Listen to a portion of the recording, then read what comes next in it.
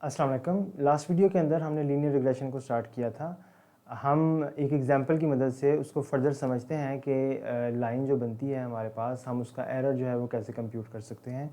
तो हमारे पास जो एग्जांपल है that is this example containing only 3 examples. ठीक है, तो इसमें जस्ट 3 एग्जांपल्स हैं। ये हमारे इनपुट फीचर्स हैं और ये हमारे जो हैं ये आउटपुट फीचर्स। ये आउटपुट है हमारा, ये डिपेंडेंट वेरिएबल है जो कि रियल वैल्यूड है। हम अज्यूम कर रहे हैं कि इसकी वैल्यू कुछ भी रियल वैल्यू हो सकती है। तो इस रिग्रेशन प्रॉब्लम को अगर हम प्लॉट करें इस डाटा को, तो आप देख सकते हैं कि हमारे पास जहाँ पे इनपुट जो है वो 1 होगा, वहाँ पे आउटपुट भी 1 होगा। जहाँ पे इनपुट 2 होगा, वहाँ पे आउटपुट भी 2 है। और इसी तरह से जहाँ पे इनपुट 3 है, वहाँ पे आउटपुट भी 3 है। ठीक है, तो हम बेसिकली चाह ये रहे हैं कि हम एक ऐसी लाइन ड्रा करें जो कि हमारे डाटा को बेस्ट रिप्रेजेंट करें। और वो लाइन की इक्वेशन जो है उसके लिए हमें 2 पैरामीटर्स जो हैं वो चाहिए। एक तो थीटा 0, थीटा 1। ठीक है, अभी हम इस डिस्कशन में नहीं जाते कि ये वैल्यूज़ कहाँ से आएंगी हमारे पास। अभी हम अज्यूम करते हैं कि लेट्स सपोज़ कि हमें ये वैल्यूज़ कहीं से मिल गई हैं और हमने थीटा 0 की जो वैल्यू है हमें वो मिली है 1.5 और थीटा 1 की जो वैल्यू हमें मिली है वो है 0। इट मीन्स के थीटा 1 की वैल्यू जब 0 है, इट मीन्स के ये वाला पार्ट तो वैसे ही 0 हो गया।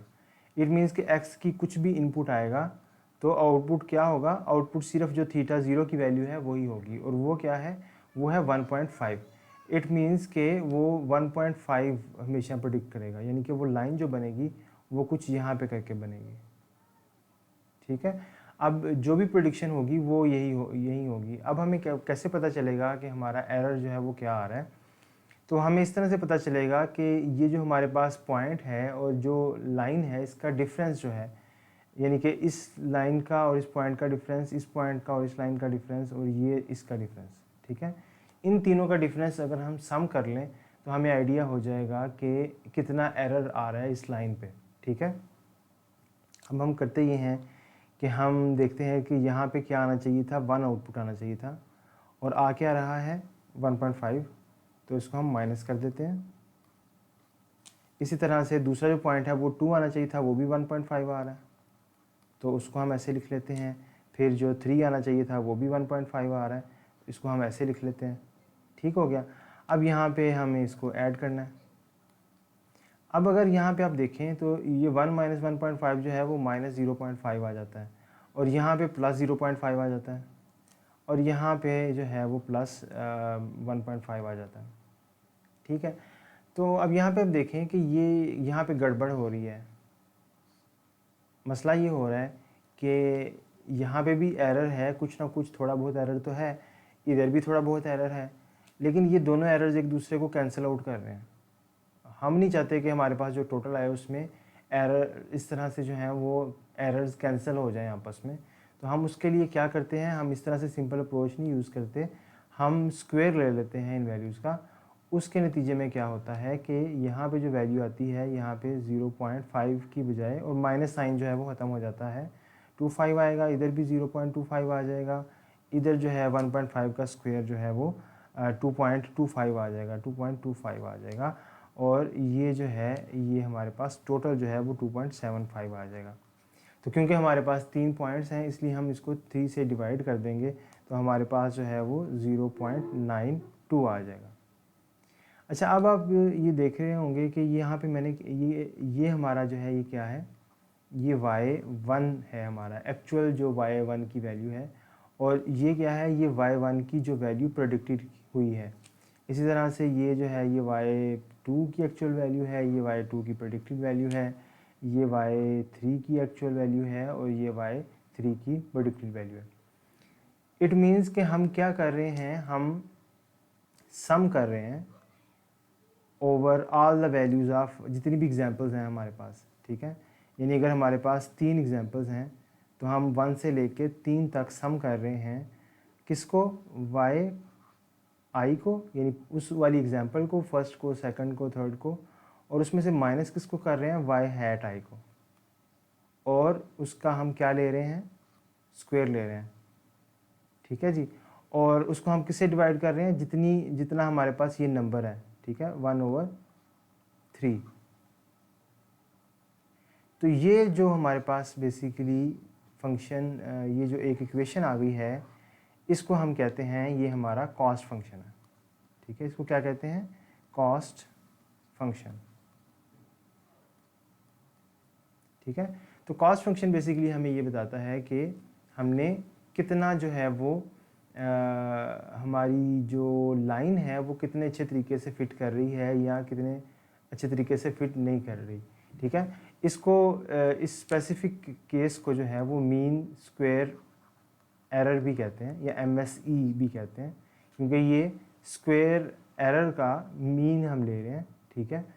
और इसमें फ़र्दर ये है कि क्योंकि बाद में हम इसमें डेरिवेटिव्स वगैरह लेते हैं, और ये जो है 2 जो है वो आपको पता है डेरिवेटिव में पावर जो है वो शुरू में आ जाती है। तो हम मैथमेटिकल कन्वीनियंस के लिए क्या करते हैं, आसानी के लिए, अपनी सहूलत के लिए, कि यहाँ पे 2 से इसको मल्टीप्लाई कर देते हैं, ठीक है।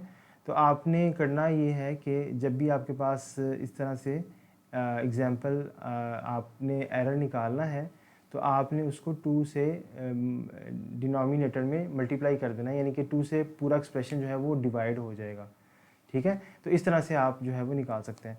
तो 2 से मज़ीद इसको हम डिवाइड करेंगे तो हमारे पास क्या आ जाएगा, 0.45, ठीक है जी। तो ये हमारे पास जो है ये एक एग्जांपल सिनेरियो आ गया। सेकेंडली हम ये करते हैं कि लेट्स से हम कहते हैं कि जी हमारे पास जो थीटा की वैल्यू है ना, थीटा 0 की, वो है 0, और थीटा 1 जो है ना वो हमारे पास है 0.5, ठीक है। अब इससे कैसी लाइन बनेगी, पहली बात तो ये है क्योंकि ये थीटा 0 जो है वो 0 है, इट मीन्स कि ये लाइन जहाँ पे भी बनेगी ये इधर से ही गुजरेगी 0 पॉइंट से, जहाँ पे y जो है वो 0 है, क्योंकि y इंटरसेप्ट जो है वो यहाँ पे 0 है थीटा 0 के केस में। और थीटा 1 जो है वो 0.5 है, इट मीन्स कि जब इसमें 1 का चेंज आएगा, यानी कि जब 1 पे मैं पहुँचूँगा इधर से चलते चलते, तो y1 के अंदर तब तक 0.5 का चेंज आ चुका होगा, यानी कि ये इधर से तकरीबन ये पॉइंट जो है ये इधर कहीं पे बनेगा, ठीक है। जब मैं 2 पे पहुंचूंगा तो उससे आधा जो है ना इधर से वो पहुंच चुका होगा, यानी कि ये 1 पे पहुंच चुका होगा, तो ये कुछ यहाँ पे करके बनता है। कहने का मकसद ये हुआ कि ये जो लाइन है ये कुछ इस तरह से बनेगी, ठीक है। ये इस पॉइंट पे एक्चुअली टच करके गुजरेगी, ये थोड़ी सी ऊपर चली गई है, तो ये इस तरह से लाइन बनेगी। अब इस केस में हम अगेन क्या करेंगे कि इसको मैं ठीक ही कर लेता हूँ। इस केस में हम क्या करेंगे कि हम जो है वो अब दोबारा जो है वो एरर निकालेंगे, इस पॉइंट का इस लाइन के साथ, इस पॉइंट का इस लाइन के साथ, इस पॉइंट का इस लाइन के साथ, ठीक है। तो अब वही फार्मूला यूज़ करेंगे 1/2m, मैं उसको जनरल फॉर्म में लिख देता हूँ, sum i is equal to 1 to m, जितने हमारे पास पॉइंट्स हैं, और देन हम क्या करते हैं y माइनस वाई हैट और उसका स्क्वायर ले लेते हैं, ठीक है। तो ये ऑपरेशन जब आप इस पर परफॉर्म करेंगे इन पे, तो आपके पास जो वैल्यू आएगी वो क्या आएगी, वो आएगी 0.58, ठीक है जी। इसी तरह से अगर थर्ड पॉइंट में लेता हूँ, अगर तीसरी एक एग्जांपल लेते हैं हम, इसके अंदर हम क्या करते हैं कि इसके अंदर हम थीटा 0 की जो वैल्यू है वो 1 रख लेते हैं, और थीटा 1 की जो वैल्यू है वो 0.5 रख लेते हैं। अब यहाँ पे ये लाइन कहाँ पे बनेगी, ये लाइन 1 से गुजरेगी, यानी कि इधर से होते हुए गुजरेगी, और इसकी स्लोप जो है वो 0.5 है अगेन, मींस कि जब मैं इधर से 1 पे पहुँचूँगा तो इधर से ये 0.5 ऊपर जा चुका होगा, तो ये कहीं यहाँ पे जाके ये बनेगा। इसी तरह से जब मैं 2 पे पहुँचूँगा तो ये 1 पे पहुँच चुका होगा, यानी 1 राइज़ हो चुका होगा इसमें, यानी कि 2 पे पहुँच चुका होगा, तो वो यही पॉइंट बन रहा है। तो ये कुछ इस तरह से करके जो है ये लाइन बनेगी। तो इसमें अगेन अब अगर आपने इस पे एरर निकालना है तो आप इस पे देखेंगे कि अच्छा इस पे कितना आ रहा है, इस पे तो बिल्कुल ठीक आ रहा है, इस पे नहीं आ रहा, इस पे एरर आ रहा है, तो इन दो एरर्स को आप सम कर लेंगे तो आपके पास जो इसका एरर है, एरर को बेसिकली हम लिखते हैं कि थीटा जे थीटा 0 थीटा 1, ठीक है। इन दोनों पैरामीटर्स की वजह से जो एरर आ रहा है उसको हम जे की फॉर्म में लिखते हैं इस तरह से, और वो एरर जो है वो क्या आ रहा है, वो आपका एरर जो है वो आएगा 0.08, ठीक है जी। तो इस तरह से आपके पास जो डिफरेंट एरर्स आ गए हैं वो आप अगर यहाँ पे देखें, ये पहला जो हमने लाइन ड्रा की थी, पहली जो हमारी लाइन फिट की थी उसमें जो एरर आ रहा था वो 0.45 आ रहा था। दूसरी जो लाइन है उसमें 0.58 आ रहा है, तीसरी जो है वो उसमें 0.08 आ रहा है, ठीक है। तो इस तरह से ये जो फार्मूलेशन है, जो मीन स्क्वायर एरर है, ये हमें फैसिलिटेट करता है कि हम देखें कि किस लाइन का एरर जो है वो कम है, ठीक है।